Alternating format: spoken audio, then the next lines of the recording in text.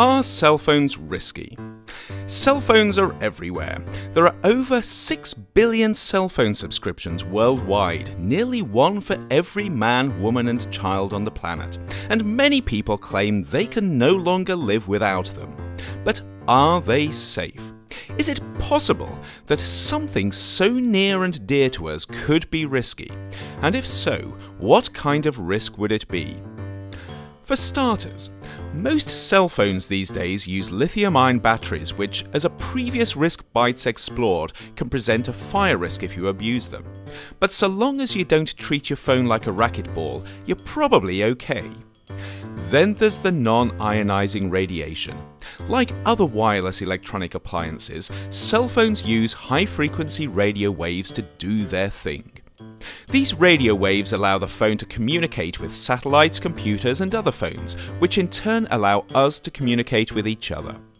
What makes cell phones different from other wireless appliances is that we have a habit of holding them next to our heads.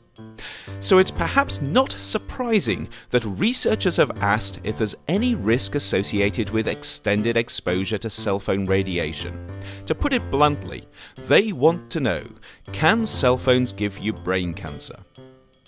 Researchers in the United States, Sweden, Denmark, Switzerland, the UK and other countries have been looking into the question since cell phones first hit the market in the 1980s.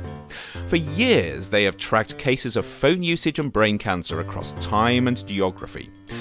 After decades of research and massive studies using hundreds of thousands of people from multiple countries, the answer is a resounding probably not. In 2011, the World Health Organization pulled together a group of experts from around the world to review the available data on cell phone radio waves and cancer. Their conclusion? The vast majority of evidence shows no increased risk associated with cell phone use. However, a slender few reports did find a slight association between cell phone use and cancer. So the WHO, being a cautious body, declared cell phone radio wave emissions to be a possible human carcinogen. What does this mean? Simply that there isn't enough evidence to be sure either way. We can't say that cell phones are unsafe, but we don't know if they are 100% entirely safe yet either. That may sound scary, but before you cancel your phone subscription, consider that this category of possible carcinogens also includes coffee and pickled vegetables. Surprisingly, the best studied risk associated with cell phones comes not from the phone itself, but from the distraction it causes to drivers. We'll dive into that another time. But until then, don't forget to subscribe and stay safe.